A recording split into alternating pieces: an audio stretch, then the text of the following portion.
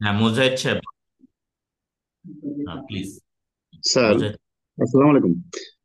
Sir, আমি বিস্তারিতভাবে জানতে চাচ্ছি স্যার, যে আপনি গত একটা সেশনে বলেছিলেন যে আহ, ওই সাফাই সাক্ষীর সময়ে ব্যাংকের লোন রেজিস্টার তলব করা যাবে, আমি যদি ভুল না শুনে থাকি স্যার।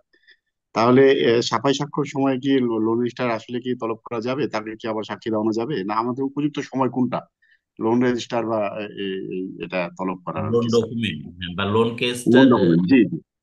অ্যাজ এ মানে ডিফেন্স কাউন্সিল হিসেবে বা ডিফেন্স সাইড থেকে উপযুক্ত সময় হলো যখন থ্রি 342 এক্সামিনেশন হবে, তখন আসামি বলবে যে আমি ডিডাব্লিউ দেবো, ডিফেন্স উইটনেস আমি প্রডিউস করব। এরপরে আপনি একটা তালিকা দেবেন যে আপনি কাকে কাকে সাক্ষী দিতে চান, কি কি বিষয়ে সাক্ষ্য দিতে চান। সেইখানে আপনি এই স্টেজে গিয়ে, যেদিন ডিডাব্লিউ জন্য ফিক্স আছে সেদিন বা তার মধ্যবর্তী সময়, মানে মধ্যবর্তী সময় কোনটা বললাম, এক্সামিনেশন আন্ডার সেকশন 342 আর জি স্যার। ডেট অফ ডিডাব্লিউ, এই মধ্যবর্তী সময় নথি কল ফর দিয়ে আপনি এই লোন কেসটা কল ফর দিতে চাইতে পারেন এই সময়। Thank you sir. Thank you. আহ, আলমগীর হোসেন।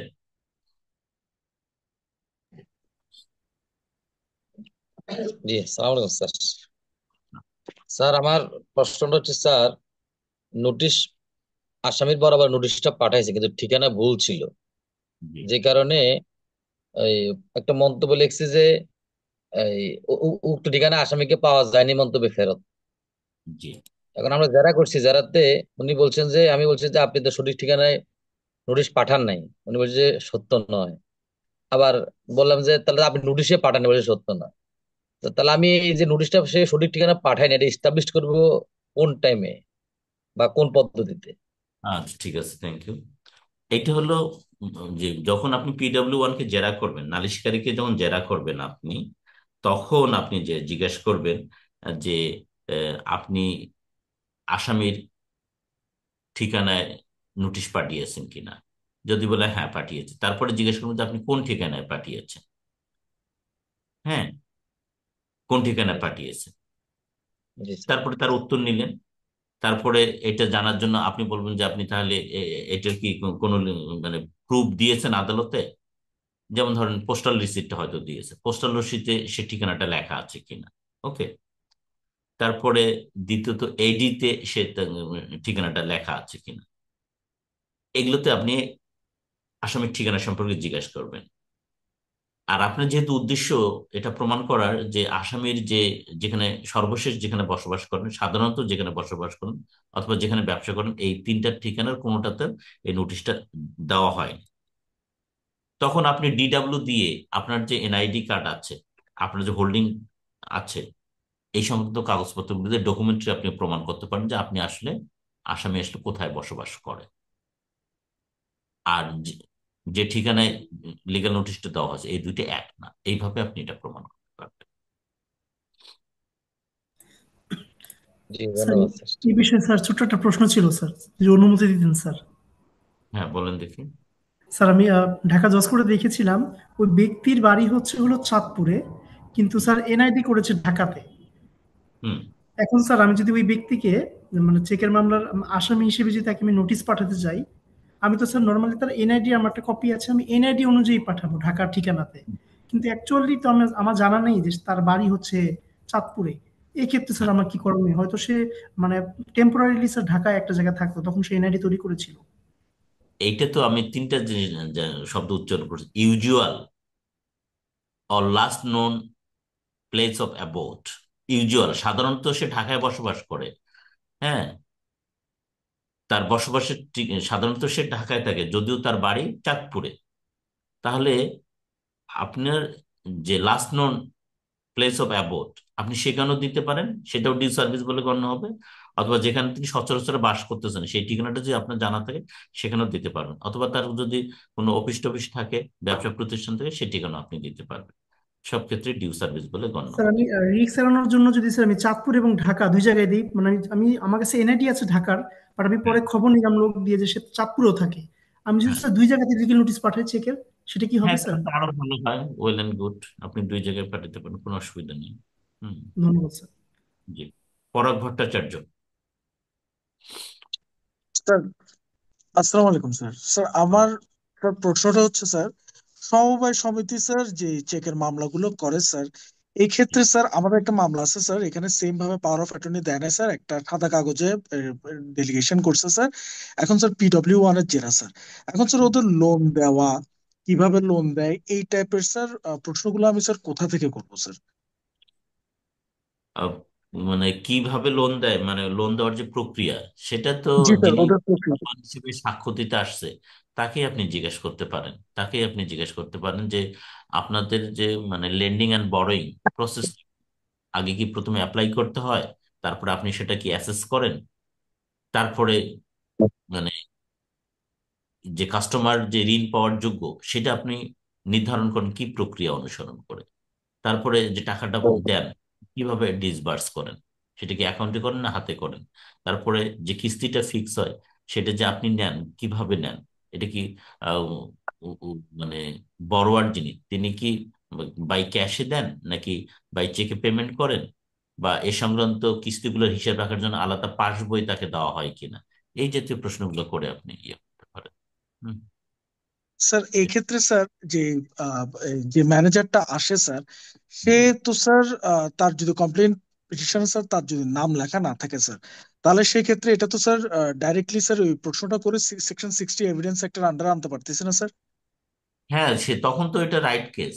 উনি যদি কমপ্লেনেন্ট হিসেবে তার নাম লেখা না থাকে অথবা তিনি কোনো অথরিটি নিয়ে আসেন, লেন মানে যে লোন হস্তান্তরের সময় তিনি যদি উপস্থিত না থাকেন, তাহলে তো সেকশন 60 তে আপনি বলতে পারেন যে আপনার সাক্ষ্য আইনত গ্রহণযোগ্য নয়। কারণ সেকশন 59-এ বলা হয়েছে যে যে কোনো ঘটনা দলিলের বিষয়বস্তু ব্যতীত মৌখিক সাক্ষ্য দিয়ে প্রমাণ করা যাবে। কিন্তু সেই মৌখিক শিক্ষাটা কেমন হবে সেটা সেকশন 60-তে বলা হয়েছে। সেকশন 60-তে শুরুতে বলা হলো মৌখিক শিক্ষা অবশ্যই হতে হবে প্রত্যক্ষ। আবার প্রত্যক্ষটা কিরকম প্রত্যক্ষ হতে হবে তা বলা হচ্ছে যদি শোনার মতো হয় যিনি শুনেছেন, যদি দেখার মতো হয় যিনি দেখেছেন। তাহলে এই যে এখানে নালিশ আসামি যে চেকটা হ্যান্ড ওভার করেছিল, এটা তো একটা দেখার মতো ঘটনা। তাহলে যিনি দেখেছেন তাকে এসে ইয়া করতে হবে, সাক্ষ্য দিতে হবে, তাহলে সেটা অ্যাডমিসেবল হবে সেকশন 60 বিধান অনুযায়ী। তো আপনি জিজ্ঞেস করতে পারেন যে আপনি এই ওই কথিত সময় যখন বরোয়িং অ্যান্ড লেন্ডিংটা হয়েছে সেই সময় এখানে কর্মরত ছিলেন কিনা। যদি বলেছে আমি ছিলাম না, আমি তারপর জিজ্ঞেস করুন যে আপনি কত সালে এখানে পোস্টেড হয়েছেন, যে এত সালে, তাহলে তো আপনি এই বরোয়িং অ্যান্ড লেন্ডিংটা কি দেখেছেন, যে আসামি for purpose of payment loan money এই চেকটা দিয়েছিল, আপনি কি এটা দেখেছেন। ও যদিও বলে যে আমি দেখেছি, তো তো he is not suppose to see, কারণ পোস্টেড হয়েছে অনেক পরে। তখন আপনি বলেন যে আপনার মৌখিক সাক্ষ্য আইনত গ্রহণযোগ্য না সেকশন 60 বিধান অনুযায়ী। জি স্যার। স্যার আর হ্যান্ড রাইটিং এক্সপার্টটা স্যার যখন চাইবো স্যার, স্যার ওটা হ্যাঁ, কোন স্টেজে গিয়ে চাইবো স্যার? একটু স্যার যদি কাইন্ডলি হ্যান্ডরাইটিং বলতেন। এক্সপার্ট চাওয়ার ক্ষেত্রে আপনারা যেটা ফলো করবেন সেটা হলো যে প্রথমে আপনি এই ক্রস এক্সামিন করবেন PW1 কে, এই ডিফারেন্স গুলো সম্পর্কে হ্যান্ডরাইটিং এর, হ্যাঁ, কালি কলম হ্যান্ডরাইটিং, এই জিনিসগুলো সম্পর্কে আগে ক্রস এক্সামিন করুন। Cross examination you make out a case so that you can make the presiding officer understandable. মানে প্রেজেন্টিং অফিসারকে যেন আপনি বুঝাইতে পারেন, মেক হিম আন্ডারস্ট্যান্ড যে স্যার এই যে দেখেন আপনার জেরাগুলো আমি করছি, জেরাগুলো যথেষ্ট গরমিল আমি বের করতে পেরেছি, ডিসক্রিপেন্সি নিয়ে আসতে পেরেছি, ডেভিয়েশন আমি পেয়েছি। তো স্যার এখন এটাকে আরো ফার্দার স্ট্রেনথেন করার জন্য স্যার আমি এটা ইয়া করতে চাই, হ্যান্ড রাইটিং এক্সপার্টে চাই। হ্যান্ড রাইটিং এক্সপার্ট তখনই আপনি বলতে পারেন যখন 342 এক্সামিনেশন, তখন প্রথমত বলতে পারেন স্যার আমি DW দেব। DW দেওয়ার জন্য যখন ডেস্ক ফিস হবে তার পূর্ববর্তী কোনো একদিন তারিখে কল ফর দিয়ে তখন আপনি এই পিটিশনটা দেবেন। জি sir, thank you sir. Okay, thank you. হ্যাঁ, সজীব দাস বলেন। জি, স্যার আমার প্রশ্নটা হচ্ছে এই যে আপনার সিকিউরিটি চেক NI অ্যাক্টের 138-এ অপরাধ হবে না, তো এইটা নিয়ে কোনো কেস যদি একটু দিয়ে দিতেন দু একটা। সিকিউরিটি চেক কেস ল হবে না, এটা তো অনেক সিদ্ধান্ত আছে। আপনি এই অনলাইন বুলেটিনেই পাবেন, সুপ্রিম কোর্ট অনলাইন বুলেটিন আছে, এখানে আপনি পাবেন। আর আরো স্পেসিফিক চাইলে আমি পরে আপনাকে দিয়ে দেবো। হুম। হ্যাঁ, রিয়াদ হোসেন বলেন। Thank you sir. স্যার আসসালামু আলাইকুম স্যার। জি বুঝলাম। স্যার যে স্যার আমরা স্যার যখন আসামি পক্ষে থাকি, তখন ট্রায়াল কোর্ট যখন আমাদেরকে সাজা দেয়, তখন স্যার হচ্ছে আমাদের আপিল করতে হয় স্যার 50% টাকা ডিপোজিট করে। এখন জি স্যার ওই দিন আমি যদি ভুল না শুনি স্যার, ওই দিন আহ, বলা হয়েছে যে 50% টাকাটাকে স্যার আমরা আপিল কোর্টে জমা দিব নাকি ট্রায়াল? 50% টাকা অলওয়েজ আপনাকে ট্রায়াল কোর্টে জমা দিতে হবে বাই চালান। আর চালানের কপিটা আপনাকে অ্যাটাচ করতে হবে উইথ দা আপিল অ্যাপ্লিকেশন। জি স্যার, থ্যাংক ইউ। হ্যাঁ, নাজমুল হুদা বলেন। স্যার আসসালামু আলাইকুম।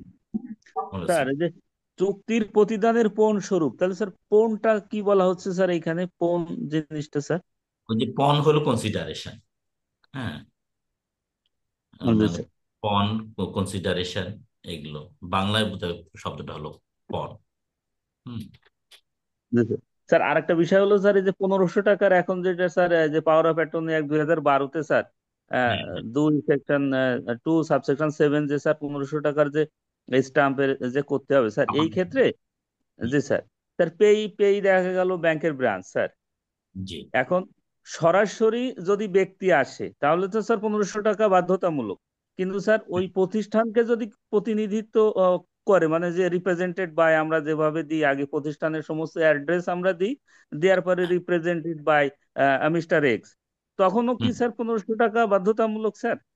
না, তখন দিতে হবে না, তখন তো অ্যাজ এ লিগ্যাল পার্সন, হ্যাঁ, জি আর্টিফিশিয়াল পার্সন, সে এটা সু করতে পারে। হ্যাঁ, সু স্যার। করতে পারে, তখন তখন লাগবে, তখন স্যার লাগবে। জি sir. Sir thank you sir, আসসালামু আলাইকুম। ইসলাম। হ্যাঁ, শরীফুল ইসলাম বলেন। আসসালামু আলাইকুম স্যার। ইসলাম। স্যার আমার একটা জানার বিষয় হচ্ছে যে আমরা অনেক সময় দেখছি যে আসামি এবং অভিযোগকারীর মধ্যে একটা চুক্তি হয়, আবার কোনো কোনো ক্ষেত্রে অঙ্গীকারনামাও হয়। এই চুক্তি এবং অঙ্গীকারনামার যে বিষয়বস্তুগুলা, এটা কি বিচারে গ্রহণযোগ্য হবে কিনা, এবং এই সম্পর্কে কি ধরনের জেরা করা যায়, এবং এই চুক্তি বা অঙ্গীকারনামাটা কত টাকার স্ট্যাম্পে হবে স্যার? এটা চুক্তির কথা যদি বলেন, চুক্তি তো স্যার মৌখিক হতে পারে। হ্যাঁ, চুক্তি মৌখিকও হতে পারে, লিখিত হতে হবে এমন কোনো আবশ্যকতা নেই। যদি চুক্তি লিখিত হয় দ্যাটস ফাইন, দ্যাটস গুড। হ্যাঁ, কিন্তু আইনে লিখিত হওয়ার আবশ্যকতা নেই। এখন লিখিত হওয়ার যেহেতু আবশ্যকতা নেই, লিখিত হয়েছে, কিন্তু প্রশ্ন হলো কত টাকার স্ট্যাম্পের উপর হতে হবে। ওকে। জি। তো এখানে যে আমাদের এই স্ট্যাম্প অ্যাক্ট 1899, এখানে 64টা আইটেম দেওয়া হয়েছে, অর্থাৎ 64 ধরনের ডকুমেন্টস এর উল্লেখ করা হয়েছে, যে এই ডকুমেন্টস গুলো যদি ছাপাতে হয়, ড্র করতে হয়, তাহলে অবশ্যই স্ট্যাম্প পেপারের উপর করতে হবে। তাহলে এখন আমরা কোনো ট্রানজেকশন বা কোনো লেনদেন এই স্ট্যাম্প পেপারের উপর ড্র করতে হবে কিনা, করতে হলে কত টাকার স্ট্যাম্পের উপর করতে হবে, তাহলে এই সম্পর্কে এই 64টা আইটেমের মধ্যে আমরা খুঁজে দেখার চেষ্টা করব যে সেখানে as one of the agreement, মানে কি বলবো, আইটেম হিসেবে আছে কিনা। যেমন আহ, এখানে যেমন 1899 সালে স্ট্যাম্প অ্যাক্টের প্রথম তফসিলের আর্টিকেল 6-এ বলা হয়েছে এগ্রিমেন্ট যদি হয়, আহ, তাহলে এটা ইয়ার উপর ইয়া করা যাবে। এগ্রিমেন্ট মানে তো চুক্তি। হুম। চুক্তি। তাহলে এটা আপনাকে যে মূল্য নির্ধারণ করা হবে চুক্তিটার, তার 3% ভ্যালুয়েশন কনসিডারেশন হিসেবে বিবেচনা করে ম্যাক্সিমাম 3 কোটি টাকা পর্যন্ত স্ট্যাম্প লাগবে।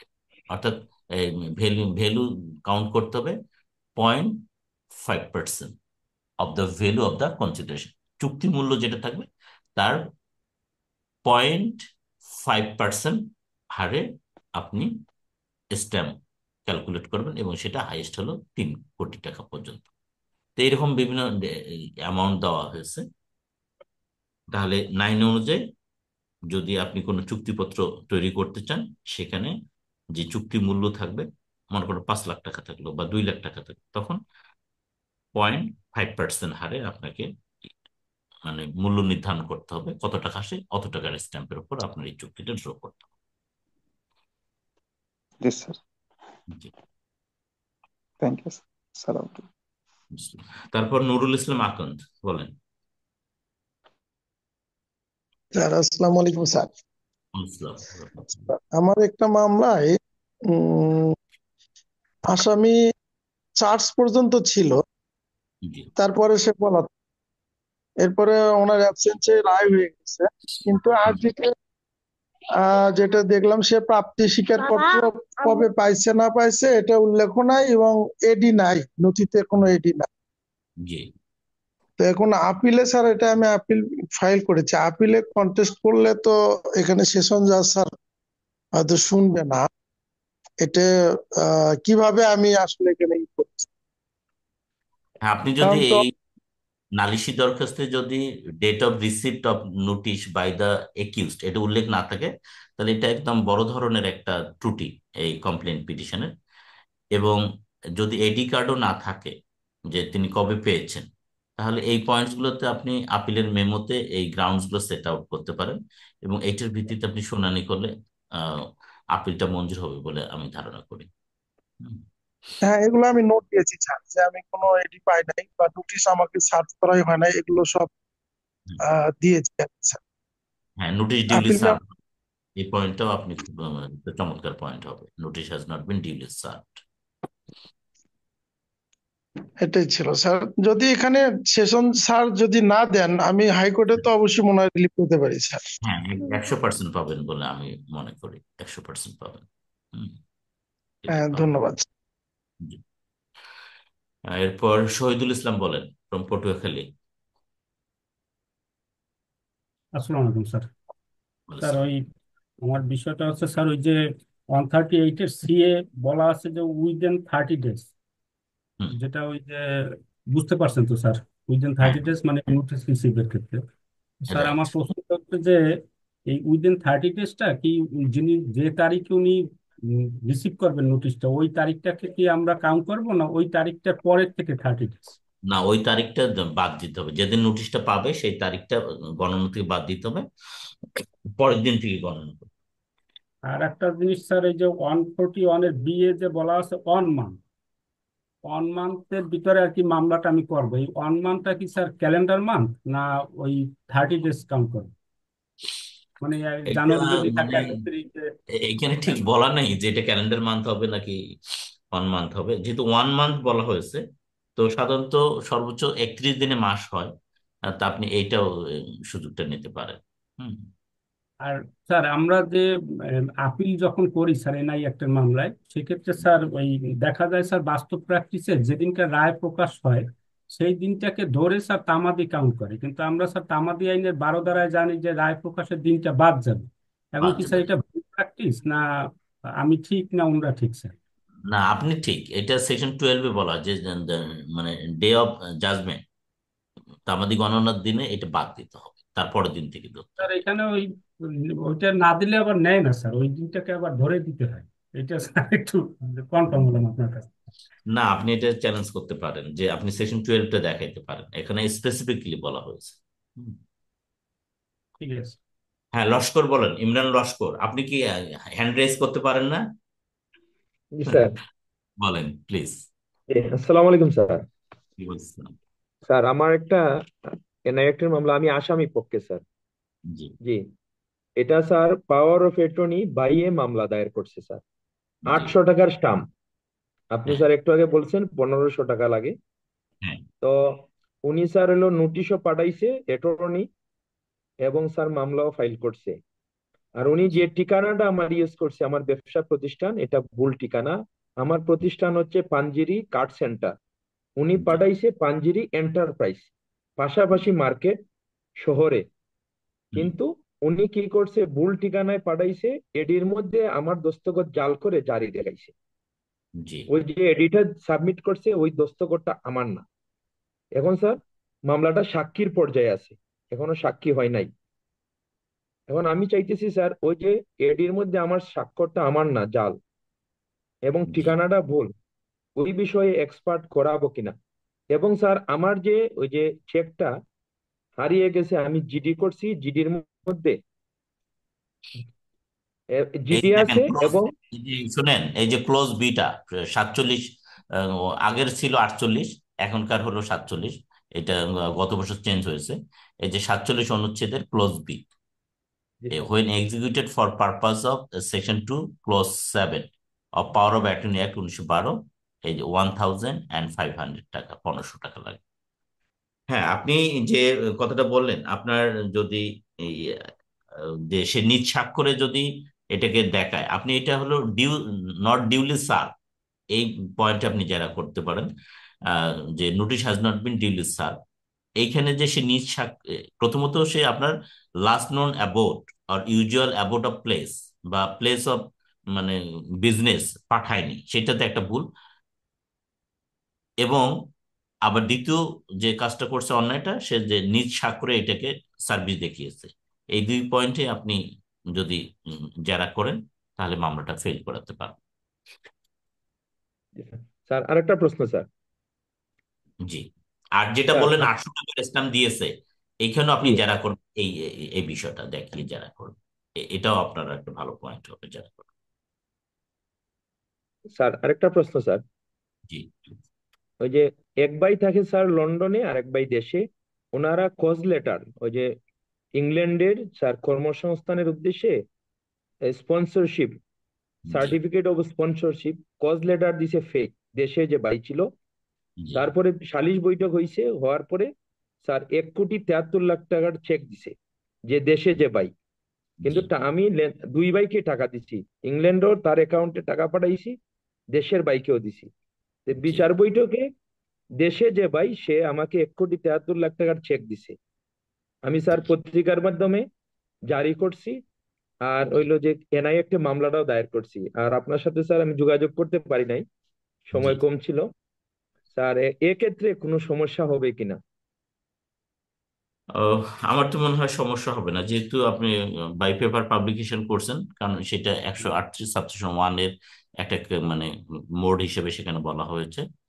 হ্যাঁ, এটা ন্যাশনাল ডেইলি বাংলা যদি হয়, হ্যাভিং ওয়াইড সার্কুলেশন, তাহলে আর কোনো সমস্যা হবে না। আর হুম। স্যার হইলো যে দুইটা চেক দিছে, একটা দিছে 1,70,00,000 আর 3 লাখ। আর স্যার জি আপনার যে বইটা স্যার, জি জি। আপনার যে লেখা বই একাধিক চেক দিয়ে একটি মামলা করা যায়, আপনার বইটা আমার কাছে আছে। হ্যাঁ আমি হ্যাঁ। দুটি চেক দিয়ে স্যার আমি কোর্টকে বুঝিয়ে মামলাটা নিছেন। অবশ্য আমি ফাইল করছি সকালে, আমার জি। অর্ডারটা হয়েছে সন্ধ্যার পরে স্যার। একাধিক ও। চেক দিয়ে একটি মামলা স্যার, ওয়ান হ্যাঁ হ্যাঁ। পয়েন্ট ফোরটিন ওইখানে যে আপনি লিখছেন স্যার। জি জি। হ্যাঁ, আর ওইখানে সবচেয়ে দুশো বড় মামলা চৌত্রিশ স্যার। জি হ্যাঁ, জি মানে 234 ধারার রেফারেন্সটা আপনি দিতে পারতেন সিআরপিসির এক্ষেত্রে। জি হুম। স্যার, জি স্যার আপনার বইটা আছে আমার কাছে, দুইশো জি। চৌত্রিশ দ্বারা। আর স্যার সাথে সাথে 300 টাকার স্টাম্পে ওই যে হ্যাঁ। স্যার আসামি একটা লিখিত দিছে আমি যে টাকা পাই, তার জি দুই ভাইয়ের পক্ষে দিছে স্যার। জি জি যে আমরা হ্যাঁ এই কথা উল্লেখ করছি যে কজ জি লেটার গুলা সঠিক ছিল না, পাওনা টাকা পরিশোধ করার মর্মে চেক গুলা দিচ্ছি, এটা উল্লেখ আছে স্যার। তাইলে সবচেয়ে বড় মামলা স্যার মানে এই 25 সালে 1,73,00,000 টাকার আমি দায়ের করছি স্যার।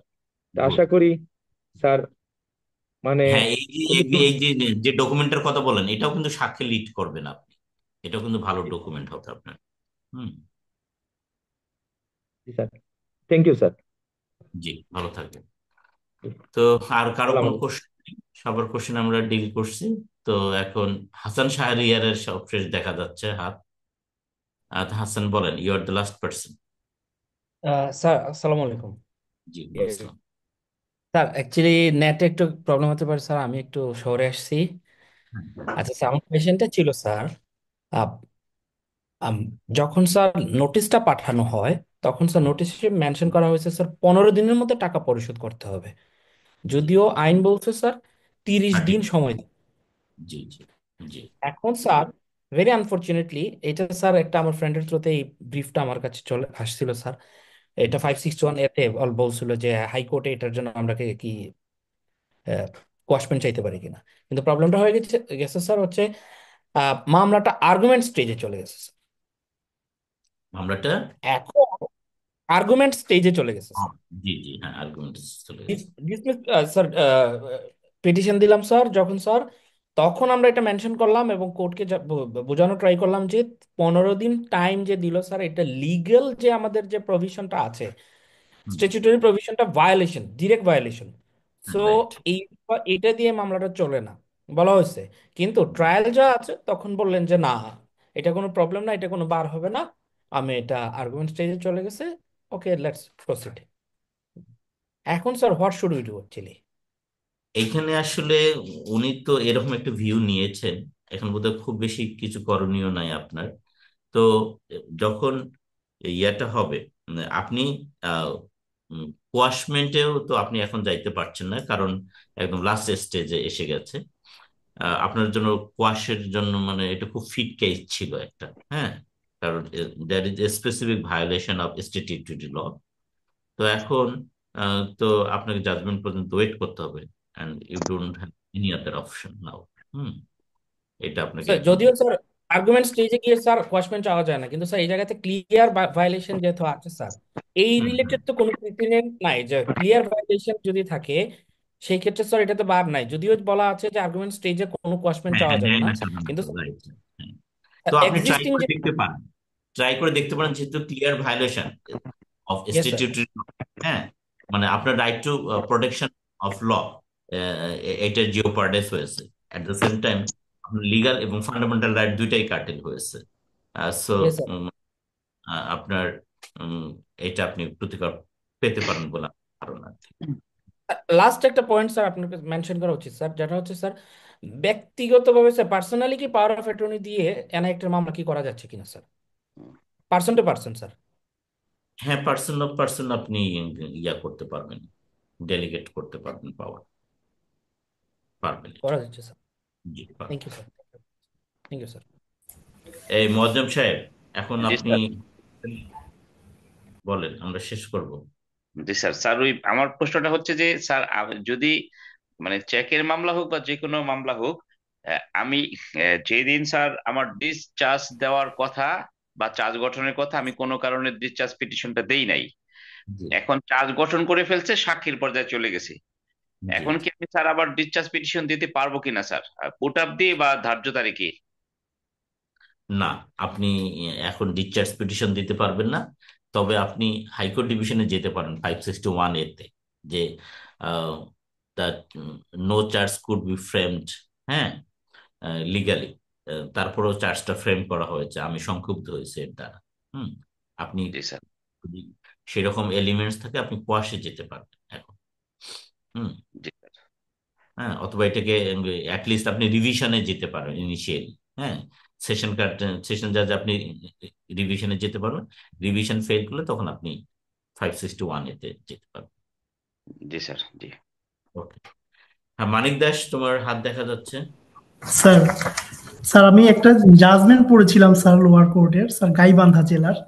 স্যার জাজমেন্ট হচ্ছিল স্যার রাষ্ট্র বনাম মোহাম্মদ শামীম আল শুনুন, মামুন। এই স্যার ক্ষেত্রে আমি স্যার বলি, আমার না একটা স্যার, জাজমেন্ট আমার স্যার ইয়াতে অনলাইনে আছে, তুমি যেখান থেকে পেয়েছো সেই অ্যাড্রেসে পাবা আমার জাজমেন্ট। আমি মনে স্যার করি আমি খুব দেখেছি স্যার, আপনারটাও দেখেছি স্যার। এখানে ছোট্ট একটা জিনিস স্যার, এটা স্যার গত মাসের 19 তারিখে, 19 জানুয়ারি 2025-এ স্যার এই জাজমেন্টটা দেওয়া হয়েছে। এখানে স্যার বিষয়বস্তুটা হচ্ছিল, আমি হচ্ছে ঘুষ দিয়েছি, জি, ঘুষ দিয়েছি আসামিকে 13 লক্ষ টাকা, কারণ হচ্ছে আমি খাদ্য উপপরিদর্শক পদে যোগদানের জন্য। স্যার এখানে তো স্যার আমি ফার্স্টই বেআইনি কাজ করেছি স্যার। স্যার আমি জি। বেআইনি ইলিগাল কাজ করে কি স্যার আমি এখানে স্যার রেমিডি পেতে পারি? স্যার এখানে দেখা যাচ্ছে স্যার, স্যার মানে ফরিয়াদি যে সে স্যার মামলাটা জিতেছে, এনে একটা মামলা, স্যার এটা কিভাবে সম্ভব স্যার? না, এটা ইয়া আইনসম্মত হয়নি। এটা ঘুষের জন্য মানে অনেক সময় যে চাকরি পাওয়ার উদ্দেশ্যে যে টাকা দেয় জি সেটাকে স্যার। সিকিউর করার জন্য একটা চেক না, এগুলোতে অফেন্স কনস্টিটিউট হবে না। এটা তোমরা এই বিধানটা পাবা তোমরা কন্ট্রাক্ট অ্যাক্টের সেকশন 23-তে। এখানে কনসিডারেশনটা ইলিগাল হয়েছে, হ্যাঁ, against the public G sir. Policy, এই জন্য এই জি কন্ট্রাক্টটা স্যার। এনফোর্সেবল হবে না, এটা আইনসম্মত হয়। হুম। স্যার মাত্র আপনি একটা কথা বলেছেন স্যার, যে কোনো ব্যাংক, আমি যদি কোনো ব্যাংকে বা বা মানে কোনো ব্যাংকের শাখাকে যদি আমি কোনো চেক পে হিসেবে দিয়ে থাকি স্যার, সেখানে স্যার ব্যাংকের যে ম্যানেজার সেও আসতে পারবে, এখানে স্যার কোনো পাওয়ার অফ অ্যাটর্নি দরকার নাই। আবার আপনি স্যার একটা কথা বলেন রিপ্রেজেন্টেড বাই, মানে ব্যাংকের অ্যাড্রেস দিলাম, সব লিখলাম, রিপ্রেজেন্টেড বাই কোন একটা এমপ্লয়ি এখানে স্যার রিপ্রেজেন্ট করতেছে, স্যার এখানেও কি পাওয়ার অফ অ্যাটর্নি লাগে না? আমি বুঝতেছি না স্যার, কখন পাওয়ার অফ অ্যাটর্নি লাগে 1500 টাকা, কখন লাগে না স্যার? এইটা আমরা বলছি যে পেই হিসেবে একটা ব্রাঞ্চের নাম থাকে। হ্যাঁ, আর ব্যাংক এই ব্রাঞ্চটাকে, কনসার্ন ব্যাংক ব্রাঞ্চকে প্রিজাইড করে বা ম্যানেজার। রিপ্রেজেন্ট করে সংশ্লিষ্ট ম্যানেজার। তো যদি কমপ্লেনেন্ট হিসেবে সংশ্লিষ্ট ব্রাঞ্চের নাম থাকে, তো এটা তো লিগ্যাল এন্টিটি, আর্টিফিশিয়াল পার্সন হিসেবে হবে, গণ্য হবে। তো সেই আর্টিফিশিয়াল পার্সনকে ম্যানেজার প্রতিনিধিত্ব করতে পারবে। সেক্ষেত্রে তার কোনো পাওয়ার অফ অ্যাটর্নি দরকার হবে না। কিন্তু যদি এমন হয় যে সংশ্লিষ্ট যে ব্রাঞ্চ, তার কোনো ক্রেডিট অফিসার অথবা তার কোনো ল অফিসার বা অন্য কোনো সংশ্লিষ্ট ব্যক্তি যদি এই মামলাটা করতে চায়, তখন আমি বলছি যে ডিউ ডেলিগেশন লাগবে। ও, ম্যানেজার ব্যতীত অন্য কেউ যদি করতে চায় তখন ম্যানেজার ডেলিগেশন করে দেবে পাওয়ার অফ অ্যাটর্নির মাধ্যমে স্যার। হ্যাঁ, হ্যাঁ, এটাই হচ্ছে। স্যার আমরা যে চেকের যে স্যার চেকের সিগনেচারটার জন্য যে স্যার আমরা এক্সপার্ট ওপিনিয়নে পাঠাই, স্যার এই হ্যাঁ, এক্সপার্ট ওপিনিয়ন কি স্যার বায়াসড হওয়ার সুযোগ আছে? ফর এক্সাম্পল স্যার আমরা তদন্তের জন্য, ফিল্ড তদন্তের জন্য যখন পাঠাই স্যার, তখন আমাদেরকে স্যার দুই পক্ষই হয়তো টাকা পয়সা দিয়ে স্যার নিজেদের ফেভারে স্যার তদন্ত রিপোর্টটা আনে স্যার, সেই হিসেবে বললাম স্যার, শর্ট নলেজে স্যার। না, এটা ঠিক বলা যায় না যে কে কে এত দূরে যেতে পারে কিনা বা কাউকে বায়াস করতে পারে কিনা। আবার বাংলাদেশে তো কোনো কিছুই অসম্ভব বলে ধরা হয় না। তবে এটা আপনাকে মানে ধরে নেওয়া যাবে না যে এটা বায়াস রিপোর্ট। তবে বায়াস রিপোর্ট প্রমাণ করার জন্য তো আপনি ক্রস ক্রস এক্সামিন করবেন। এই জন্য হ্যান্ড রাইটিং এক্সপার্টকে সরাসরি আদালতে আসতে হবে। হ্যান্ড রাইটিং এক্সপার্ট যদি আদালতে না আসে, তাহলে কিন্তু তার যে রিপোর্টটা, সেটা সাক্ষ্য হিসেবে গণ্য হবে না এভিডেন্স একটা সেকশন 60 বিধান অনুযায়ী। তাকে কিন্তু আদালতে আসতে হবে। তখন আপনি ক্রস এক্সামিন করতে পারবেন যে what are the grounds of your opinion. তখন আপনি ভালো ক্রস এক্সামিনেশনের মাধ্যমে এটাকে নালিফাই করতে পারবেন। জি স্যার। ওকে, ভালো ধন্যবাদ থাকেন স্যার। সকলে। আসসালামু আলাইকুম। শুভরাত্রি। খোদা হাফেজ। আসসালামু আলাইকুম এভরিবডি।